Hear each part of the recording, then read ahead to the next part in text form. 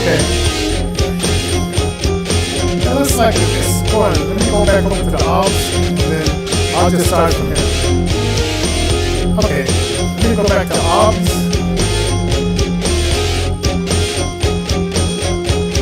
Okay.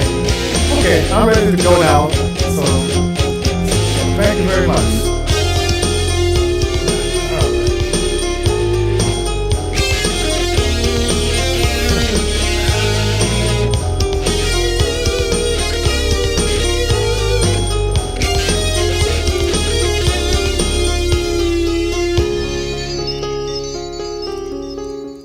How dare you?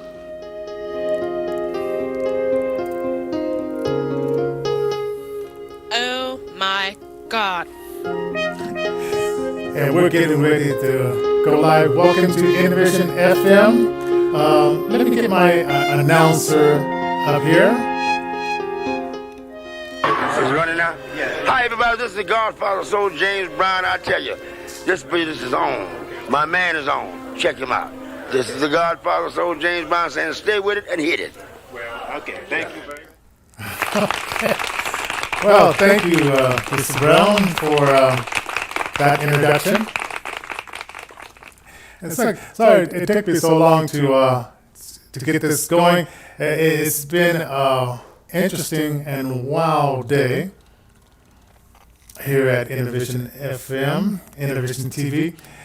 And today's topic, I want to talk about. Let's see. Oh, wait a minute. I don't want to.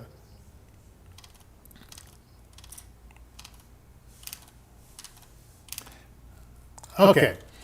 So, well, I think I got this pretty much memorized. So, I was listening to several interviews with Ice Cube and his black contract, his contract for black people.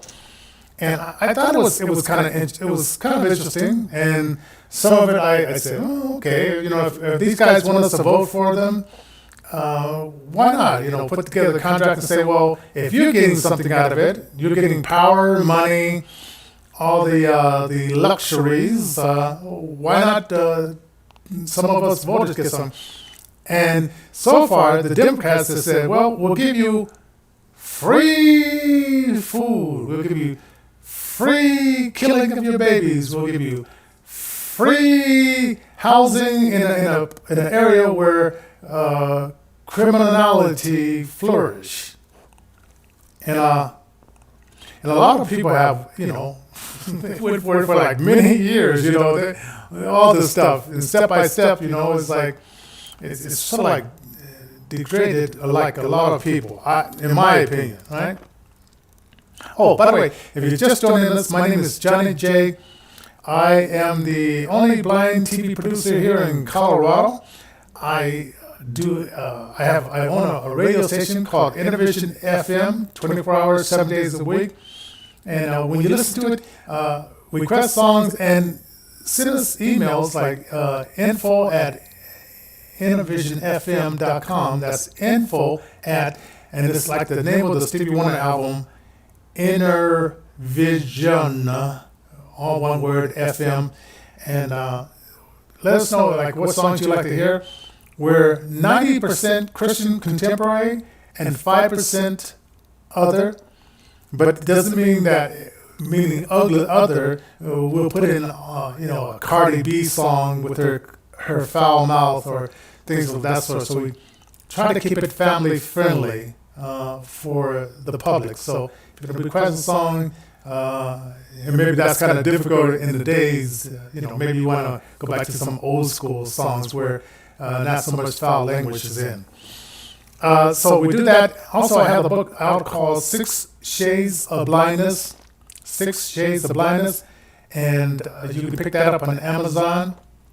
And you can also go to our website, innovationrecords.org and innovationfm.com. So anyway, so Ice Cube and his contract for the black community. Right? So I was looking through it. So the first one was representation.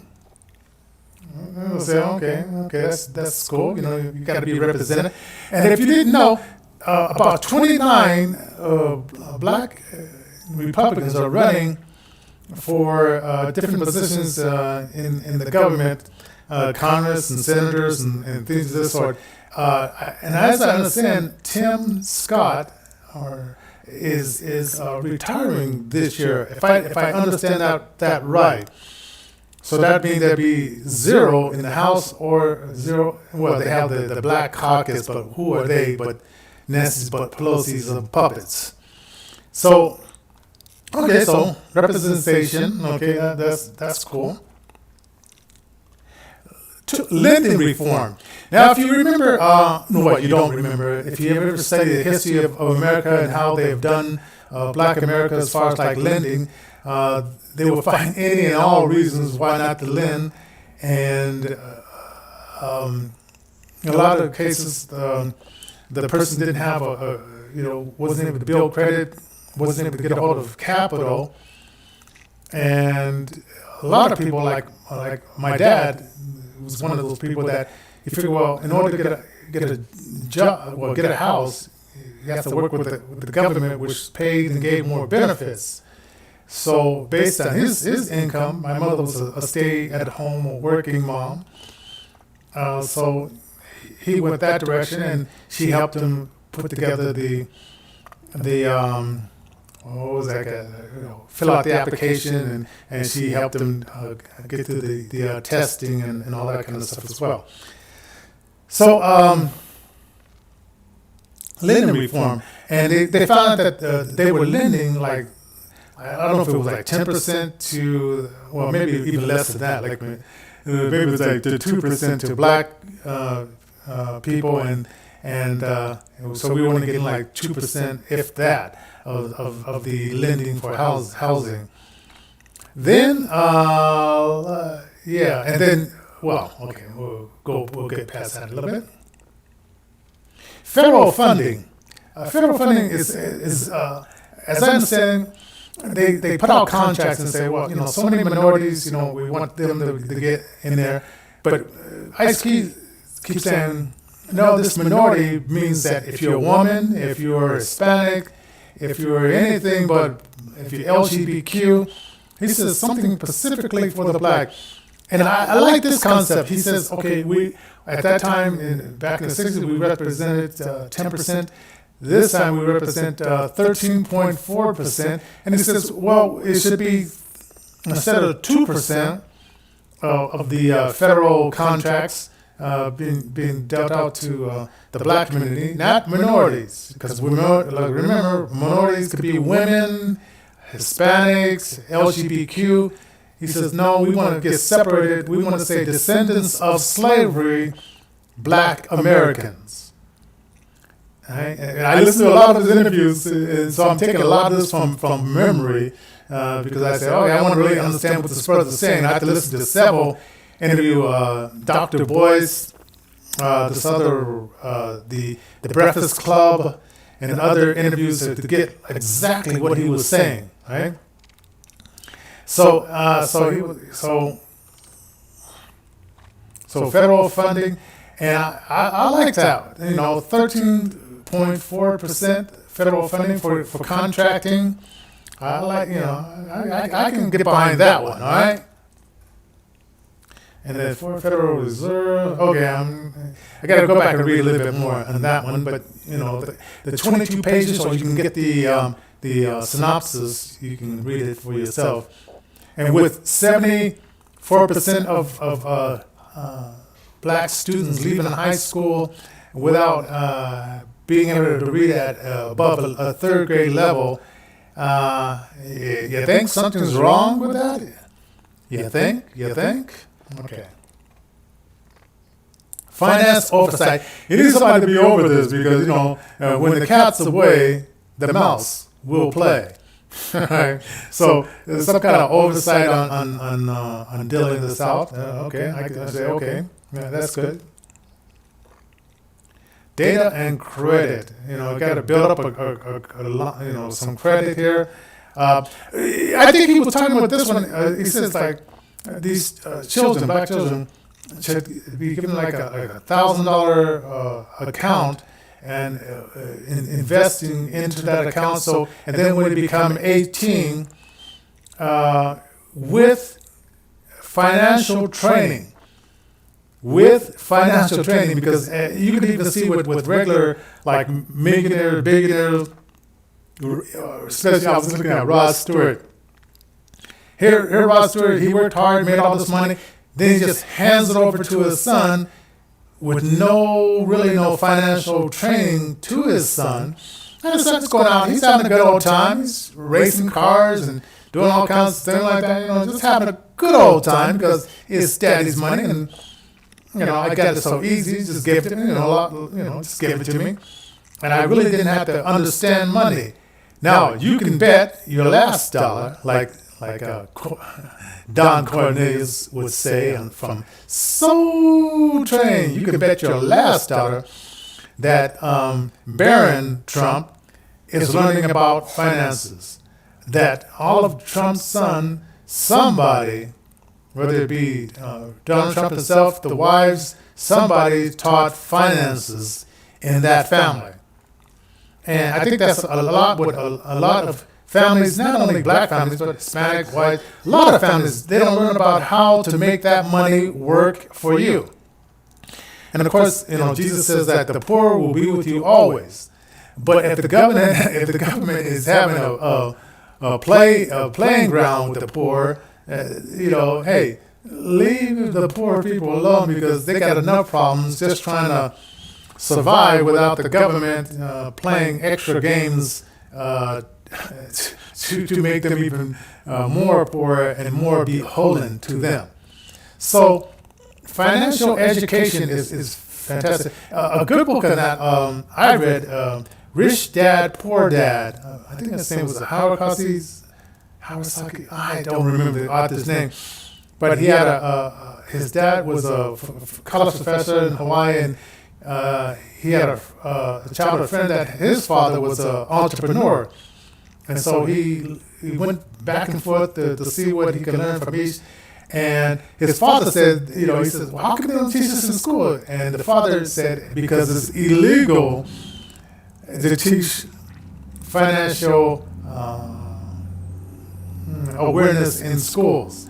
So the schools are only setting you up to be a blue-collar worker, and if it's up to you, if you came from a bad family, if you came from this or that, it's up to you to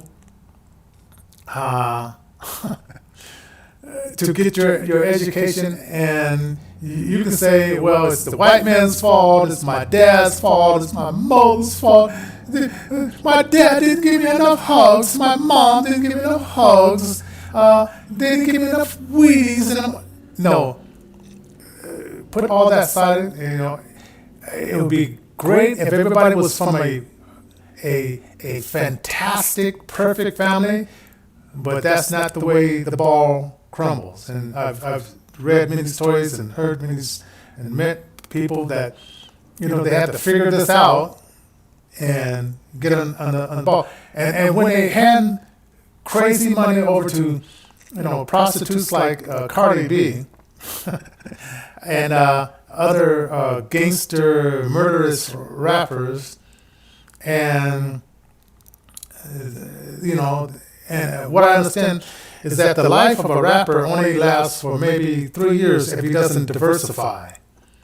So you have Ice Cube that he diversified. He did the music, then he went into movies, and he real estate, and so he diversified his portfolio rather than just sticking in one realm, right? And I'm pretty sure that Dr. Dre and Snoop Dogg and Ice-T, the old school guys that are still around, they did the same thing, because rap wasn't, like I said, you get to be a 45-year-old man and you're still talking about gang banging and be this and be that and all that kind of stuff. Kind of old. Prison reform. I like this one. Prison reform. Now it has something in here concerning. So you got these prisons set up, and they're set up to make money. And back in 1994, when Bill Clinton and Jim Crow Joe Biden put together this crime bill, 3 strikes and you're out, they put a lot of black people and other people who just was maybe smoking marijuana, caught with a five bag or 10 bag, whatever, put in jail for 10 years. If you listen to that album by Stevie Wonder, I think it's called Innervision, and it's Living in the City, and this guy, he says, he's a young guy, he gets off the bus in New York City. He says, New York City, wow, skyscrapers, wow. And then this black guy comes up, hey brother, can you pass this? Can you pass this along? What is this? Hey brother, just pass it. Then he runs away. The cops pull up and said, get your hands up, get your hands up. He said, well, and then the guy said, I don't know, I didn't know, what's going on? And then it goes to into the court, and then the judge said, he says, 10 years.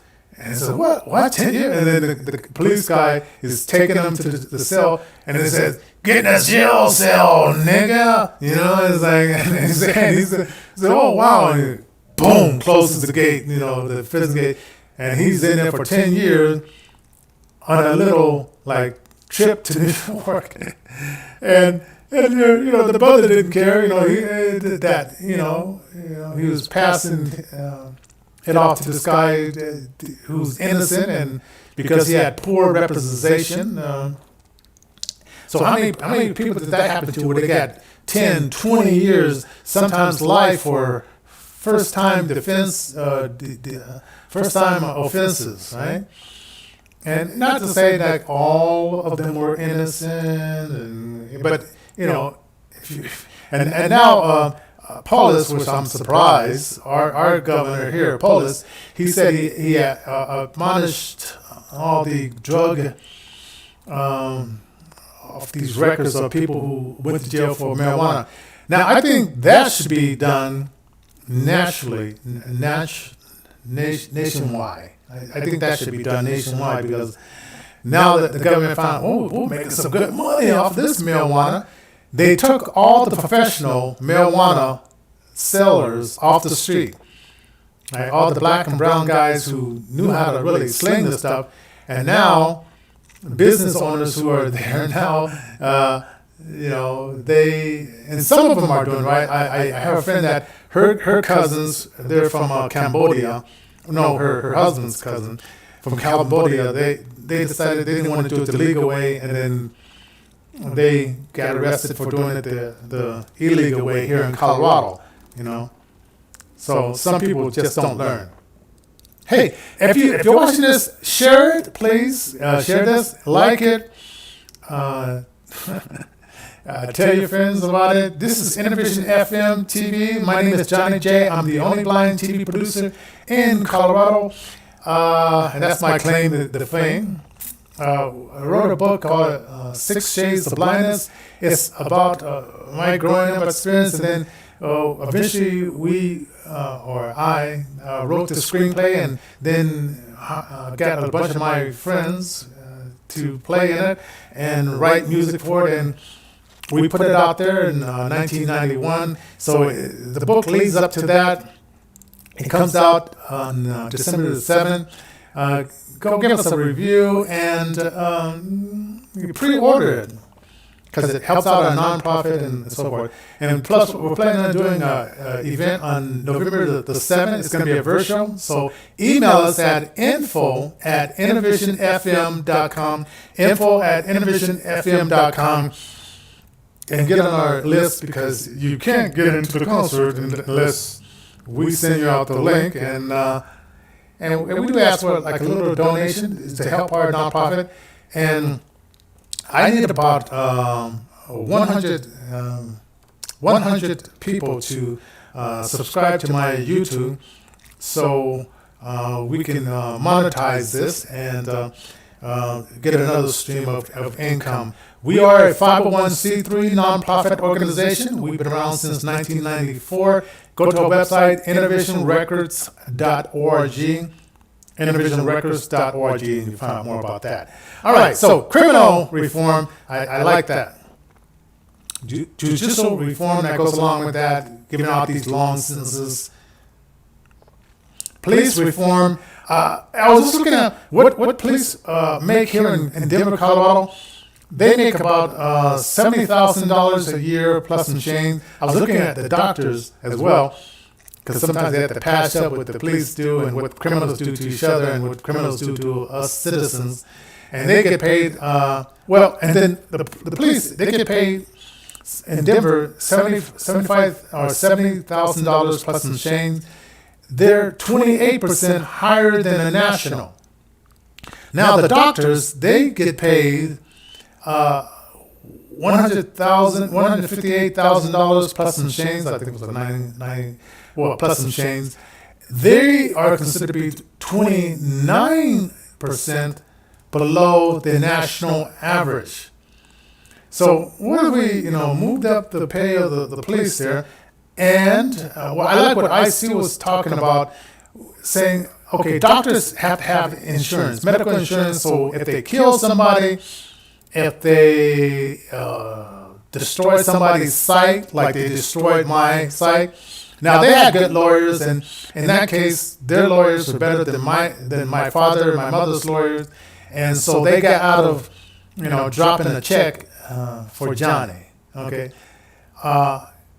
and I don't even know, they didn't have that kind of insurance back in the day when the doctors were able to destroy my site through their medication. Then later on, that's when doctors had to get the liability insurance, and then that's when people were able to sue and get some compensation back for the mistakes. And I have in my book it states that one of the third leading causes of death is from doctors making mistakes.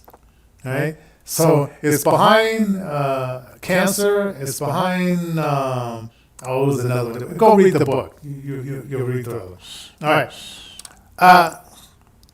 So I am in total agreement with getting insurance, and I think he was talking about like the first time the precinct has to pay for that policeman's mistake, but then the second time his insurance has to kick in, and then if he keeps making these mistakes, it will be too expensive for the police department to keep this woman or man on the force, and then they have to let him go. Now, and it won't be charged to us, the taxpayers, like it is now. Police makes a mistake, and then us taxpayers have to pay out for that mistake. So. Was something else I wanted to bring up there. Police reform. I hate it when the mind goes blank. Then what's now is, so you make a mistake here in Denver and say, well, okay, I can't be a police here in Denver anymore. But let me go down to Texas and I'll still keep my same attitude. My same corruption, my same disrespecting the people that I'm serving, and I continue that in another state. Well, he suggested that there should be a national directory that says who these people are, so they just can't go from police force to police force to police force to police force and continue on, doing evil, right? And remember, we don't wrestle against flesh and blood, but against powers and principalities in high places. So, it's an evil person is just an evil person, regardless of their skin color. They're just evil, they're evil. So I like that. And then this FCC license. Now, I don't know about this, like a requirement for all stations to have like 20% of black programming. If you're I know there's black rock stars, Jimi Hendrix and other Prince was kind of like in there as well, and King's X and stuff like and then the Bus Boys and all. Okay, but I'm not understanding exactly what he means about that, so maybe I have to read the longer version to understand the FCC 20% there.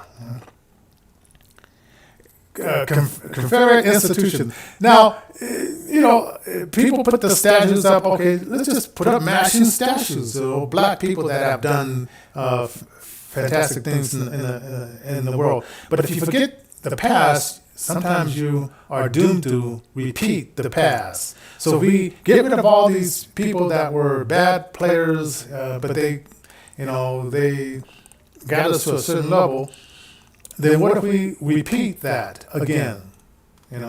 So I'm not sure about the tearing down all these Confederate statues things. AJP program. I got to read that one over again. I'm not sure what the AJP program. Okay, that's number 12. Now, 13, black responsibility. I like this one. It means like, we're just not going to give you money so you can blow it and be poor again, like these lottos. You get a lotto, you win. And they don't really care about if you learn about how to work your money and not come out broke on the other end. They say, hey, here's the money. You want to take it all at once? It would take about few millions off of it, or do you want to take it so much a month for the year? And you want to do that, and then that's pretty much it. Hey, good luck. See you later. Kind of thing. Okay, so that is interesting. I think responsibility for this with opportunities come responsibilities. And I know for a long time, like the poor people, they've been drinking and partying and whatever, because they figure, well, hey, we're not going to get anywhere anyway, so we might as well just drink, eat, and be merry before tomorrow we may die. But not every black person, minority person thinks that way, of course. Not every white poor person or rich or middle class white person thinks that way. So with responsibility, this is a no-brainer. Well, we know that Biden says, well, unless I win, I'm not going to even look at this black contract. Trump's party said, well, we'll at least look at it, and they made some changes in their platinum plan. And I think I might do one on the platinum plan too, because if you don't want to read it just over, I'll read it and I'll come back. But then you got to take responsibility and read it for yourself. Because on September 25th, he was down in Atlanta. President Trump was at Atlanta, Georgia, and I saw Casper Stockham down there. Casper Stockham, one of our senators, running in the seven districts for that seat. So if you haven't voted, me and my wife, we just voted this weekend, and so we dropped it in the drop box, not in the mailbox, not in the U.S. mailbox, but in the official drop box. We dropped it in, and so that's done, and we got that in, and so hey, but yeah, number 13, taking responsibility. I like that, and hey, it's all cool. It's all cool. So I am going to. I think I'm going to get out of here now. For now. I'd like to remind you that you can, let's see, what can you do? You can go check out my book, 6 Years of Blindness, our radio station, IntervisionFM.com, and, share this, give it a like, and give us some information about how you like to do some like us to bring up some other topics. info@IntervisionFM. You can request songs, info@IntervisionFM, or you can call us at 720-324-7278, 720-324-7278. Give us your comments below. We love to hear from your comments below here. as we rock out the house with my inspiring words. All right? Oh my God. Oh, I know. Oh my God. Hey, I'm a proud black Republican conservative. All right? How dare you? Oh, what? How dare I? I dare. Because this is the United States How dare you? of America, and I'm free to be me. You know what I'm saying? Hear her in Vision FM. So, God bless you. See you later.